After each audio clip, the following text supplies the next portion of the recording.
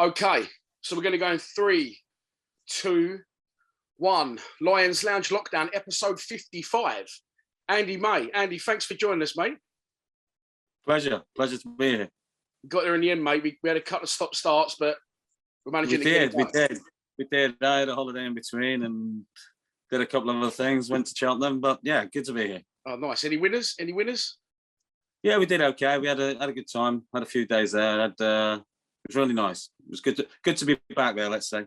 Yeah, it's a fantastic event, mate. I'm there usually. I didn't go this year, but a brilliant event. Not as much an event, though, as your Millwall career.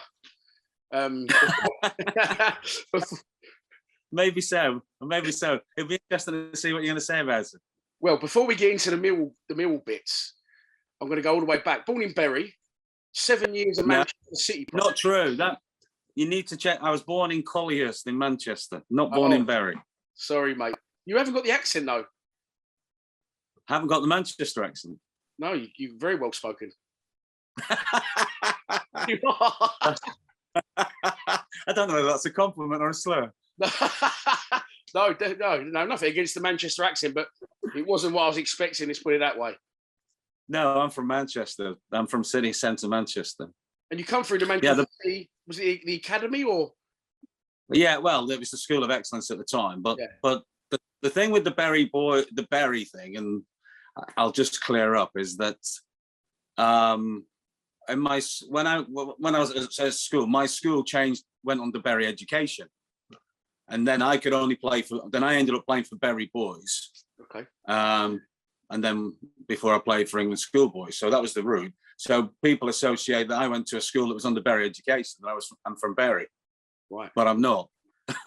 My school didn't move either. It just moved to a different education, different area from Manchester to Bury to stay as a grammar school. Right. You came through as it would have been the old school YTS then, or? Yes, I was schoolboy at 14. I used to train twice a week. Used to play at the weekends.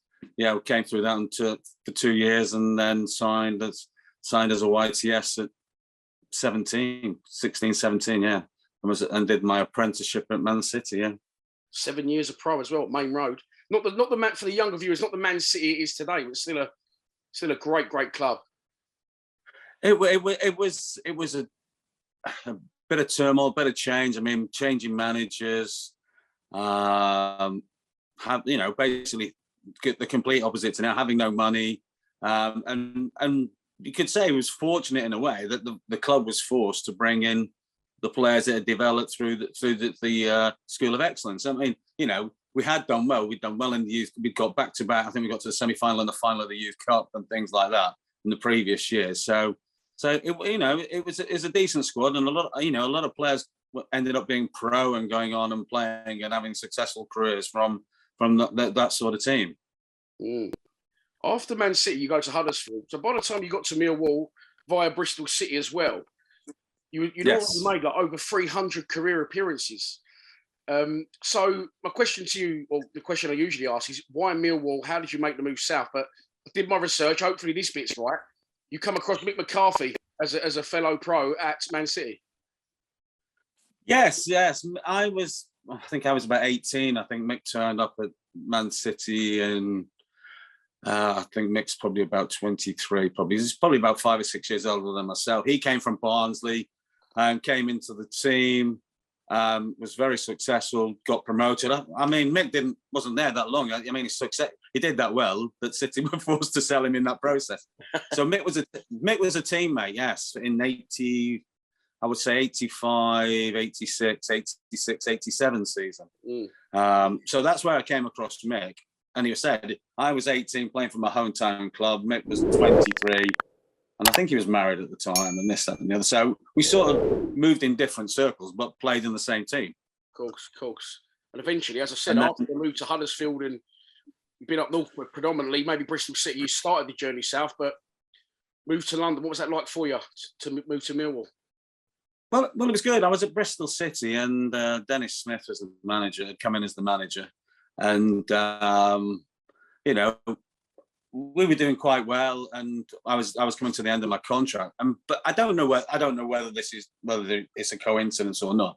But Bristol City, we came and played Millwall in the midweek game in 1992, I think it would have been. What 91-92 season?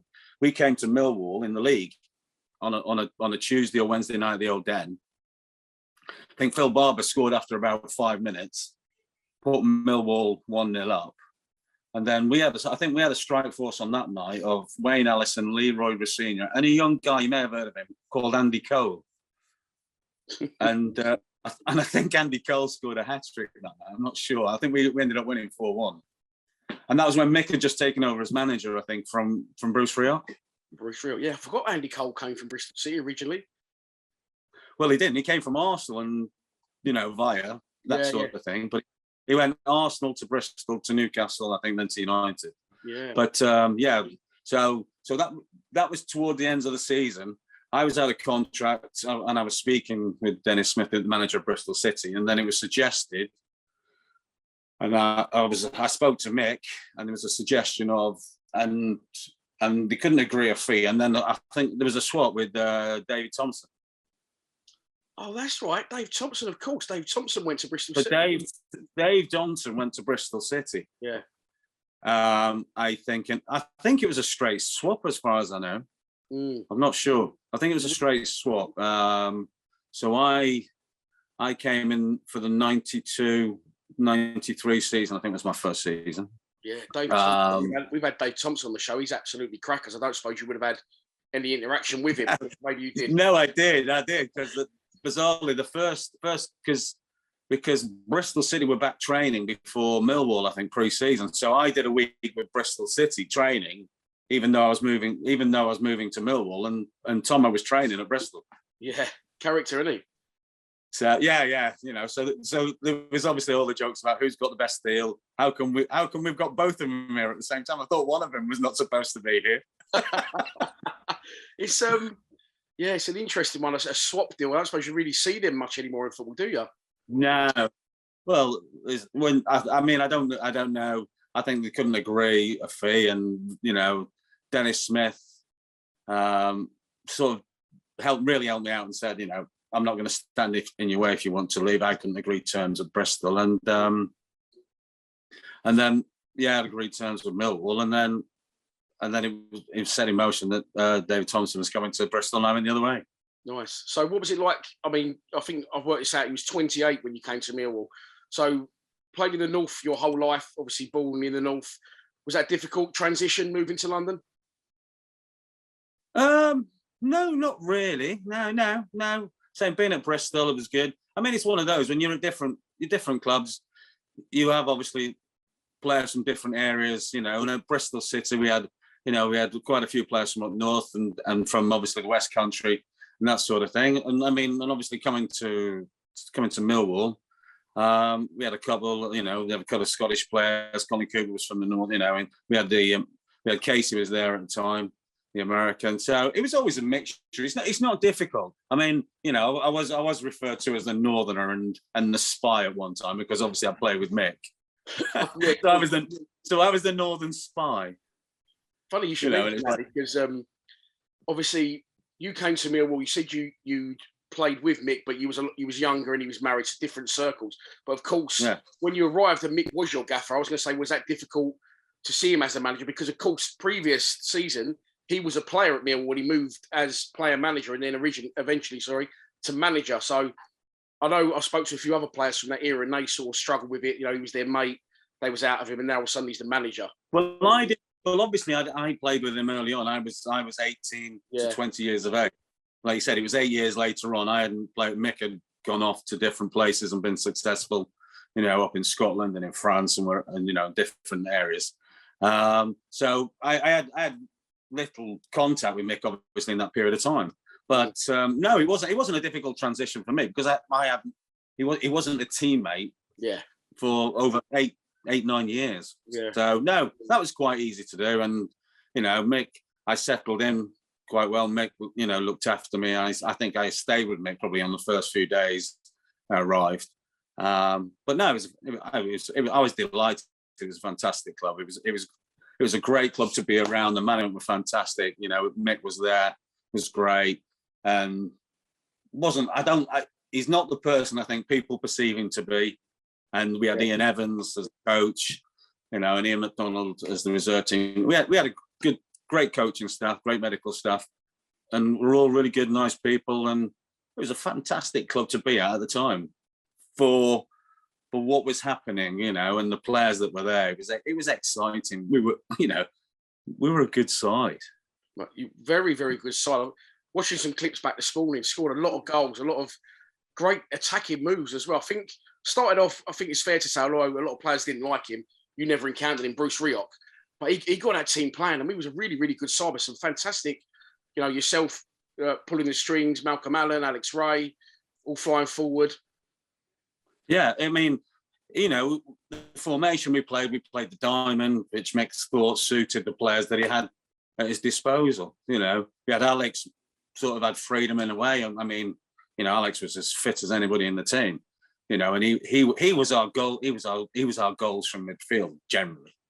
But you know, we had Phil Barber on the left. We had Andy Roberts. You know, we had Malcolm Allen. I mean, and Johnny Goodman or Chris Armstrong. We had goals in the side. We had, you know, even the two centre backs were chipping in. Rhino and Coops were scoring as well. So, you know, I mean, probably bar me, everybody else was scoring in the team.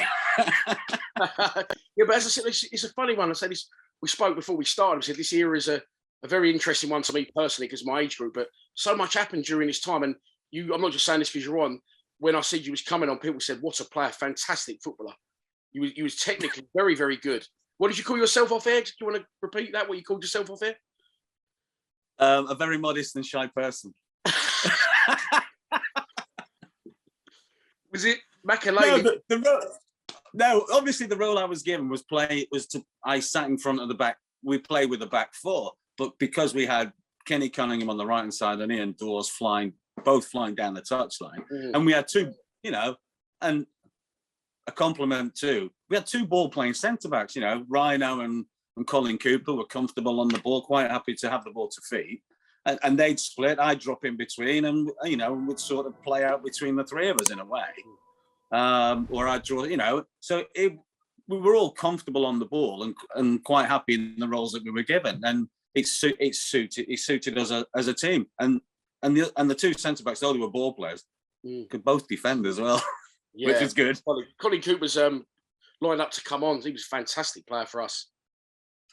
Yeah, I think everybody grew in that team, I think, and they all went on, you know, to better things because they were all quite young at the time, and you know, they all moved because of maybe one because of finances at the football club, but the other one was because they did so bloody well at Millwall in that period of time, and all showed as a team and individually what good players they were. Yeah, I get the feeling. Obviously, it was a successful period. I get the feeling you know you're taking great pride in telling me about all these players. Was there a great togetherness amongst the boys? Yeah, it was good. It was good. It was great. I mean, we had, you know, we had the London boys, and you know, but as a group of players, we all got on really well. There was no side issue. There was nothing. Mick wanted the players to be together. Mick was great as a manager, and he sort of fostered that between the players. And Ian Evans was a big part of that as well. And there was a good camaraderie, a lot of joking, a lot of you know, Mickey taking, to say the least. I don't think it's any different from under the club, but was the bond was you know, dare I say, it was that Millwall bond of, you know, no one likes us, we don't care, and it was that sort of thing. We'll go out and play our game, and we'll do what we do, and if you know, if we have to outplay you, we'll outplay you. But if it becomes a battle, we have enough players in our team that will stand up and be counted, and you know, and did that quite often. Yeah. Just winding it back as well. I said obviously this was during my early teen years, so I'm always asked this question. It's a little bit of just a fanboy question. Like, what were the places you went as players? Where did you live personally? Like, a lot of players lived around the Eltham area. What was your living situation? I know you said you lived with Mick at first. I was in Orpington, around that area. Oh, nice. So I lived in the Orpington area around. Well, not so nice anymore, but maybe back then. Well, I used to live sort of Chelsfield Park, Pratt's Bottom, sort of on the on the Bromley Road in from the motorway. Yeah, I know it. So I was out in that direction, because obviously we used to train at Sidcup originally. Yeah. And then when we moved to Beckenham, I think it was, it was sort of, I was still equidistant to both training grounds. So I'd actually, picked an ideal spot to live, to be honest. So your first season, 38 appearances, 1 goal. Do you remember your debut? It wasn't on your debut to go. Did I only score 1 goal in the first season? You only scored 1 goal in total. If the Mill's history stats are, giving me the right. Well, I don't know. I can't It was a great goal. We'll talk about in due course. But that volley against Bristol City. Yeah, it was. Yeah, I watched it earlier.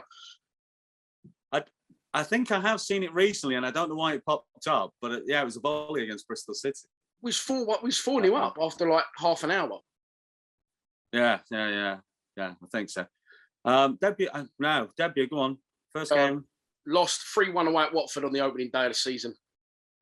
Did we really? 92-93 season. But yeah, you were pretty much, an ever present that season. Standout memories? Standout memories of that season. I mean, I know at the old Den, I know we scored a lot of goals. Yeah. I know we scored. I mean, I think we had a run at one time of scoring 4-0, 5-0, 6-0. We beat Brentford 6-0. I think we'd beaten. Notts County. I've got it written down because it was the first. I got my first pair of Puma Kings in the morning, and then went to the Den in the afternoon. We put 6 past Notts County. Notts County. West Ham were in that division. Charlton were, strong in that division. Televised game. It was a televised game. I think we did really well. I think we were playing Charlton probably at Upton Park. Yeah, the televised game, and I think we won that game, and we had a couple of good games against West Ham as well. It like for you to play in those London derbies? No different from any other game for me. It's a competitive edge. You're playing the local rivals. It obviously means far more to the supporters in that sort of sort of realms of things. But every game was, you want to win, whether you're playing West Ham or whether you're playing a team from up north, I suppose. But it was a great first season at the old Den. It was enjoyable. We were entertaining. We were winning games. Everything was looking good in that sort of thing. And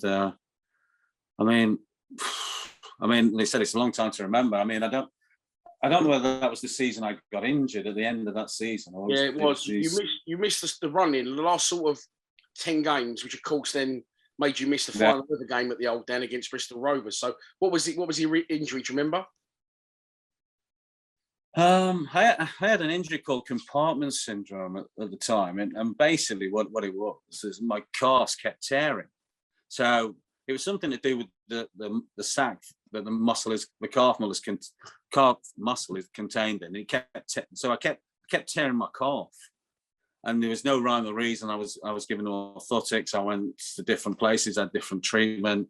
I'd come back and I'd be training, and I think I'd be okay, and then thinking I'm fine, playing a couple of reserve games, came back, struggled, and I just struggled with it on and off for, it seemed quite a period of time. I had surgery on both of my calves, so it was a low. It was a low in that,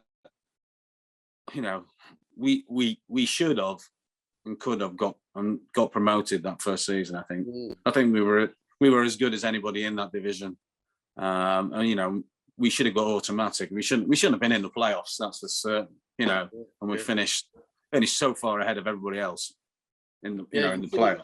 I thought exactly the same. Looking back this morning, we finished 7th. 17 points above Leicester Derby. Oh no, that was the season. That was later on. That's when we finished 3rd. In this first season, we finished 7th, 6 points off the playoffs behind Leicester, and that was the year, I'm sure, that Swindon beat Leicester in a mad game at Wembley. It was 4-3. I think Claridge scored, didn't he? But in that first season, you're right. We had a very good push under Mick. We had scoring a lot of goals, a lot of good players. So maybe a shame we didn't go up. Obviously, the club were looking to grow and develop, and the new stadium was born, let's say. Yeah. So, as I say, we finished 7th. It's been a good first full season under Mick McCarthy, because the season before, obviously Bruce Riot was in charge to a point. We're going into a new stadium. We're playing exciting football. But you're injured at this point. And in the 93-94 season, you only played one game. Really? You played one game. Sorry, he was involved in 2 games, right? So he wasn't on the bench. So I assume he was injured for a long period. Yeah. I was out for a long period of time. Yeah. I mean, I can't even. I don't know. I wouldn't even know off the top of my head how many games I played for Millwall. I wouldn't really know. 54 games. Really? The first season you played 38. And then this second season, when I've looked, you only played, well, this is so strange because, as I said, plenty of talking points. You was on the bench when we played against Arsenal and lost 1-0 at home in the FA Cup. So I'm assuming you're just coming back. Yeah. And then the following game, you started away at West Bromwich Albion. We drew 0-0. You was out pretty much then for the entire, the rest of that season. Was the injury just constantly? It was constant. It was just constant tearing. Yeah, it was a constant thing that happened, and just wasn't able to recover. I was having all sorts of different treatment. I was having acupuncture. I was going to hydro. I went to Ireland to have treatment. I was, just constantly trying to solve the problem. It was just a bizarre thing that I just couldn't sort of get over at the time, to be honest. I had orthotics and lace, and it's bizarre because once I'd sort of gone away from Millwall, I ended up playing in.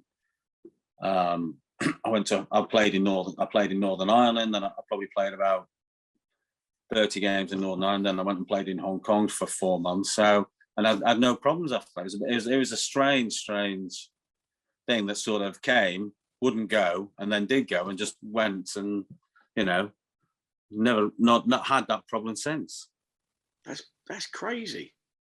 Yeah, it was a time. I mean, I thought I'd play more games in the second season, I must admit, but obviously not. No. So I mean, new stadium. We're pushing. We did actually. I mean, frustrating for you that season, yes, but we actually had a very good run. That's when we finished 3rd, and we played Derby. But I played. I remember playing in a game at the new stadium, and we were playing Tranmere because a former teammate of mine of Tranmere was in goal, Eric Nixon, and he was and last time I played against him was 10-1, and I'd scored against him when I was playing for Huddersfield, and then 10-1, like 10-1, yeah, and then I hit the crossbar. I hit the crossbar in the game. So I'd have to check that out about only playing so few games in that second season. Yeah, but the third season you played 18 times in the third season. Really? Yeah, you played 18 in the last season. In that second season, yeah, unless the stats are wrong, which that's the Mill history site. That's why I've written down here. You didn't play again that season. Why was that? Was it injury? I thought maybe potentially you'd fallen out of Mick or something. No, I was injured. I was injured for a long period of time, but I didn't realise I was out for a whole season. Didn't realise that at all. Like I said, I thought in 3 seasons I'd probably played 60, 70 games. I think I'd have to have. I don't know. Well, I said I'd only be looking in the same places that you're looking. So.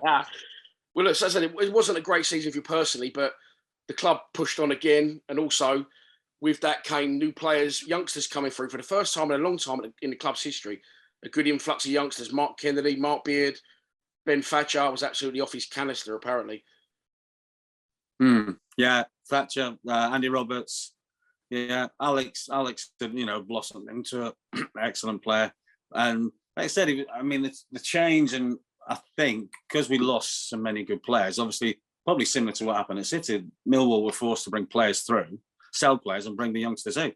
But they were a good influx of young players, as you've just said. All the boys that came through were excellent and went on and did great things good things for other clubs. Yeah, they did. So this is now when you signed for Millwall, was it a 2-year, 3-year contract? I signed for 3 years. Yeah. So, I signed originally for 3 years, yeah. So moving in to your final year, obviously you've come in, we finished 7th first season, finished 3rd second season, new stadium. surely I think a lot of fans thought the writing was on the wall. Mick was going to take us to the promised land, but it didn't go. It sort of went after 2 good seasons. It sort of petered away a little bit. And but I think that was the quality of the players that Millwall was selling as well and got rid of. Yeah, because we had a really good FA Cup run. Obviously, he wasn't involved in that, but he was still at the club. I remember we played Arsenal in the League Cup, in the FA Cup. I remember Tony Adams scored in the last minute at the Den, for the new Den. I think beat us 1-0 in the FA Cup. That's right. But I remember I played against Arsenal in the League Cup because I marked Paul Merson in the game. Yeah, that was in the 93-94 season. Yeah, and I think did Mark Kennedy score? So sorry, the 92-93 season. Yeah, this was your first season. We played Arsenal in the League Cup. We drew 1-1 away. Andy Roberts scored, and we drew 1-1 at home. Lee Dixon scored an own goal. We went on to lose 3-1 on penalties. We played Arsenal 3 years on the bounce. In the League Cup in 92-93. In the FA Cup at home at the New Den, when you're saying that Adams scored late. It's a big goalmouth scramble, wasn't it? Yeah, that's right. Yeah. That was the 93-94 season. You marked Paul Merson that night. Not that night, in the League Cup game. Oh, in the League Cup game. I didn't play in the FA Cup game, I think. But I played in the League Cup when Andy Roberts scored, yeah, when we drew both games. Yeah, that was the 92-93 season.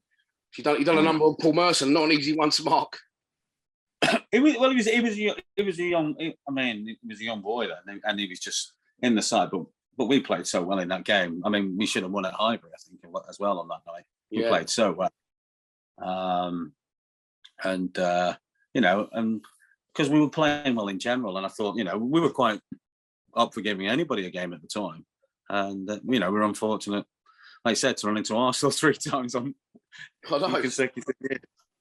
Crazy, but that was the 92-93 season. 93-94, so they beat us at the Den. That was when Tony Adams bundled on one over. But the year after was your last year at the club, the 94-95 season, and that's when we went on the FA Cup run where we beat Arsenal in the replay at Highbury 2-0. Mark Kennedy, Mark Beard both scored.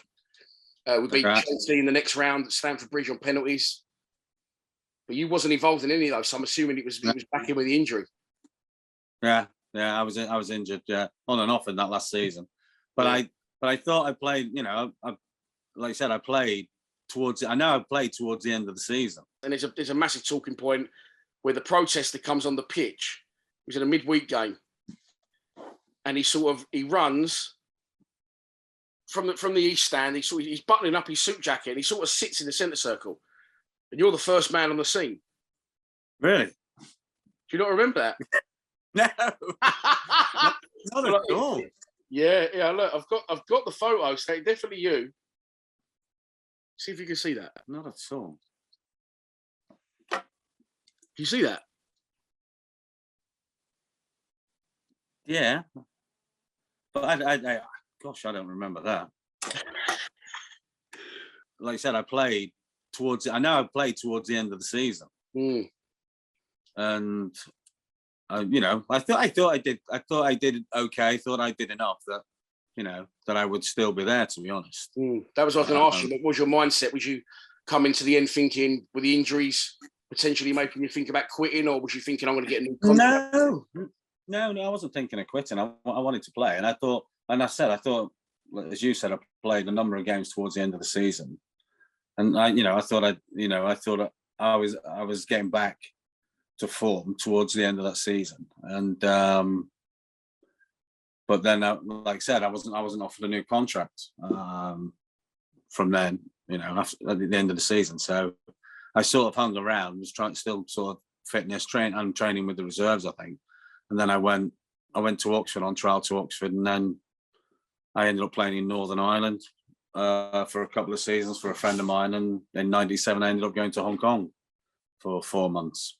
What was that like? So, it was different. You train next to the team. You're probably playing the following night. So you train at Happy Valley Racecourse. All the pitches are side by side.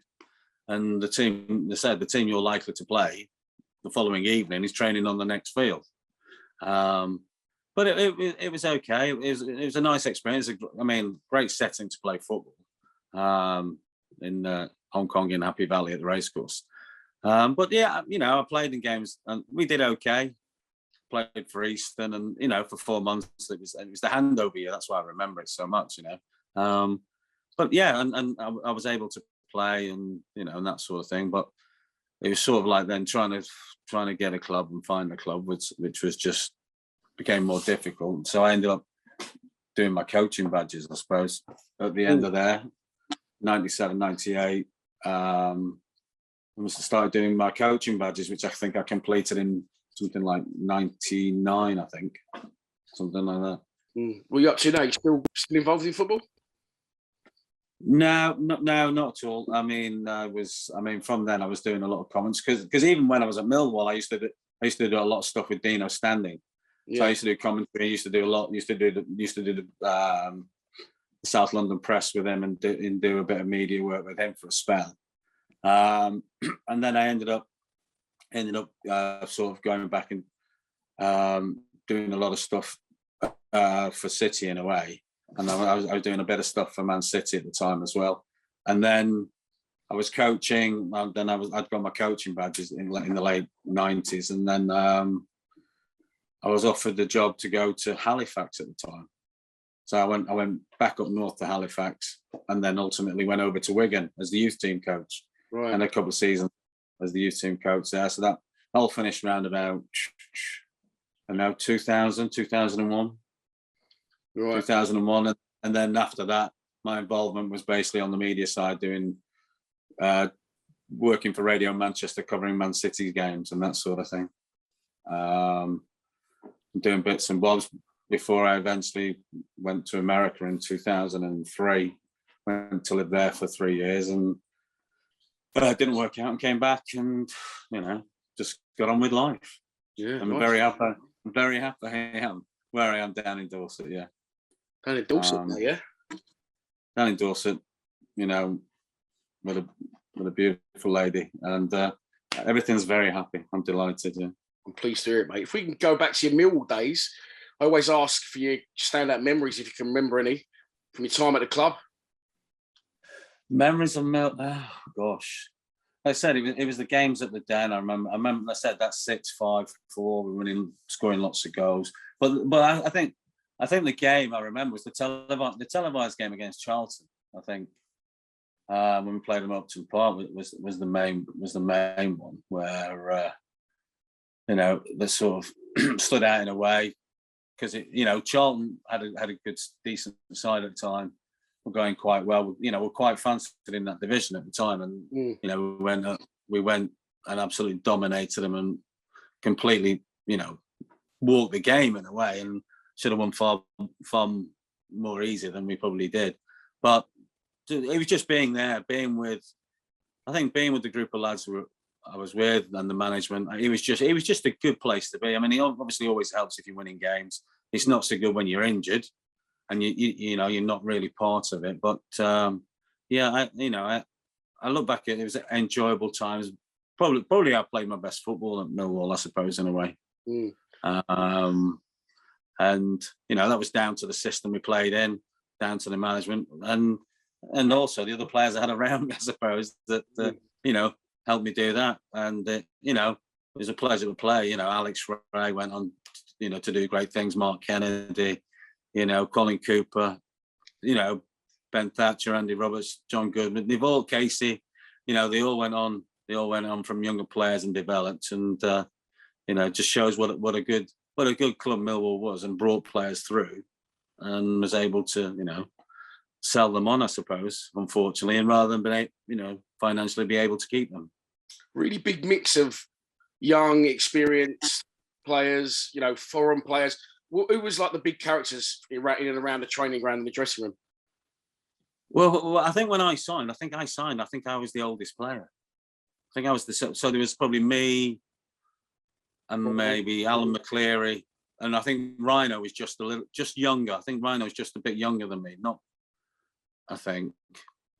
So I came in as sort of I think I was probably, you know, indoors. I was probably the oldest player.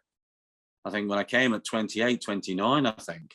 But Rhino was the big character at the club, having grown up and come through the ranks. Alan McCleary was, you know, done exactly the same thing. We had Malcolm Allen, who was a character in himself, you know. We had the American boys that had come through, you know, we had Casey Jonker, you know, and Bruce Murray. We just started, and, you know, Colin Cooper knew his own mind. And I said, we just had a great set of players. Aidan Davison, you know, it was just a great set of players to be in and amongst and in and around. And the club, I say, this was all fostered by Mick and Ian Evans. Yeah, for me, that allowed us to do and be who we wanted to be and play the way he wanted us to play, you know, and he fostered everything about that. And they said it was a nice environment. It was just a lovely environment to be around, and a pleasure to be involved with the club at that time. Even though we didn't have material success, we played some great football. Who was you closest with in that squad on a personal level? Maybe off the field. No, not anybody. Not really. I mean, you know, players that certainly are married. They're all sort of, you know, lonesome characters. I mean, Colin Cooper lived not far from myself, similar age, but not really. I wouldn't say I was close to anybody in particular. Yeah. It was just as a group of players, you know. I used to, you know, I would have roomed with Andy Roberts at times. Do you know what I mean? I had a room with Colin Cooper. Had a room with Dolby. Had a room with Alex, you know, and all these sorts of players. Yeah. So, you know, there wasn't anybody I think I particularly roomed with when I was there. You know, so, you know, I think I had a good relationship with Andy Roberts. I got on really well with Andy, and I still speak to Andy every now and again. You know, John Goodman. There was no older, younger, experienced, inexperienced. Everybody just sort of was in it together and helped each other. I mean, you know, and as you probably know, South London boys are not backwards at coming forwards. We had Dolby, we had Roberts, we had Thatcher. We had all these that had come through the ranks, and, you know, and Beardy as well. We're all, you know, like I said, not backwards in coming forwards, and that was, and you know, that's not a criticism. That helped foster everything, you know. And we had experienced pros, and everybody was wanting to help each other. It was such a good place to be. We glazed over it earlier. Let's cover it in a bit more detail, because I'll put it on the screen as well for the fans in the edit. You go against Bristol City, your old club. That must have been a sweet feeling against your old club. Well, it was bizarre because I did see the goal. It was a volley. I think it was a volley from outside the box. It's like a left-footed volley, and you sort of get there before the Bristol City player as well. So you're sort of under a challenge. Lift it beautifully over the keeper into the cold-blown lane end. It really must be very disconcerting to Dennis Smith how his defence is caving in. And there might be something else here now. The ball is cleared by Scott, not very far, and Welsh is beaten for the third time. And it's Andy May, the former Bristol City man, who's got the goal. He was lurking just on the edge of the penalty area. Scott's clearance, and then Osman, and it came to May, and he's lashed it into the net. Yeah, that's right. I mean, I did see it. I mean, I don't even know. That obviously must have been the first season. Yeah, it was. Yeah, must have been the first season. And I mean, I know I didn't score many goals, but I'm shocked I only scored one. I mean, that's taken me aback. That's taken me aback. Yeah, but it was. Yeah, I mean, like I said, I saw that goal recently, and I don't know why I saw it. It was somebody must have shown it to me or mentioned it to me, and I did see it, the goal. But there was no individual memories. That it was as in one particular game or one particular incident. I just enjoyed my time being there when I was fit to play. I just, you know, it was. I thought I was probably playing as well as I'd been playing in my career, and was enjoying it. And like I said, having the players around me allowed me to, you know, to be the player that I was at Millwall in that first season. Yeah, mate. I always end on one question, but before I do that, I can't believe you can't remember that incident where the fan comes on, because so many people. You got to ask him. You got to ask him about the pitch invader. I'm sure it's Paul Val at home on a midweek game, and he just runs in, plants himself down in the centre circle, and you sort of like look, and you come over, and we was all like, we've been waiting for years to find out what he said, and you don't really remember it, so it couldn't have been memorable. I don't remember what I said. You know, it was probably something. I mean, if we were losing 3-1, I was probably telling him to stay there. Don't move. You stay there. Or I probably said, do you mind moving? You're in my spot. You know, he was banging the centre circle. That's where normally I stand when the game's going on. So, I mean, I'm sure it wasn't anything aggressive or anything insulting. It would have been something along the lines of, you know, yeah, that's where I normally stand when the game's on and things like that. So that's the best I can offer that I thought happened. Though, like I said, there's very little memory of it at all. No worries, mate. So my last question is, if you could meet up tomorrow with 3 of your ex-Millwall teammates, who would you pick and what would you do? You know, would you game of golf? Would you go out for a meal? Would you be to have a little Wednesday club? And what 3 players would it be? Which 3 players would it be? Oh gosh, that's putting you on the spot, isn't it? Yeah. I suppose I spent a bit of time with Jamie Morley, Malcolm Allen, and probably Alex. Yeah, we've heard a lot of stories on. They was called the Mepham 2, I think. Alex and Malcolm. I was with Alex last week. I was on a shoot, and Alex Ray rocked up with Paul Ince. Wasn't expecting him to be there. Had a good game. Yeah, they've just taken over at Reading, haven't they? Yeah. So yeah, they were lively. They were a lively period. So Alex Ray and Malcolm Allen, and so who was the other one? Andy Roberts. Oh, Pikey. They called him Pikey, didn't they? Pikey, yeah. Pikey was I spoke to Pikey, messaged him a couple of weeks ago. Yeah, he's good. Yeah, no, he's good. Like I say, Andy was because we sort of played in midfield together, and you know, or rotated positions. Alex was in midfield with me. I mean, you know, in theory, that was the 4. That was the 4 that played.